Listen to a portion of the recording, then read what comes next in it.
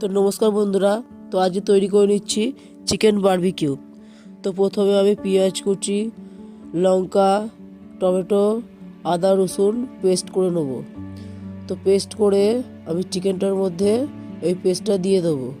তো আমি এই চিকেনটার সঙ্গে খাওয়ার জন্য একটু ধনেপাতার চাটনি করেছি।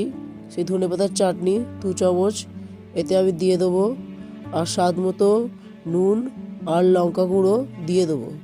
হলুদ দেবো না, এটা একটু সাদাই রাখবো। তো তারপর দেখুন বন্ধুরা, এটা ম্যারিনেট করে কিছুক্ষণ রাখতে হবে, ম্যাক্সিমাম 2 থেকে আড়াই ঘন্টা রেখে দেবেন।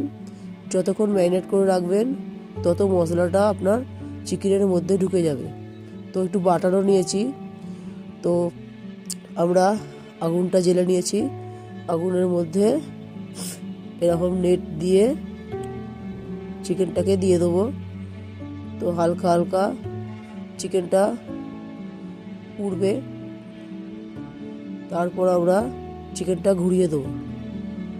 তো দেখুন বন্ধুরা, যদি এরকম ভালো ভালো নতুন নতুন রেসিপি চান তাহলে কমেন্ট বক্সে কমেন্ট করবেন, জানাবেন, তাহলে আমি ইন্সপিরেশন পাবো নতুন কিছু করার।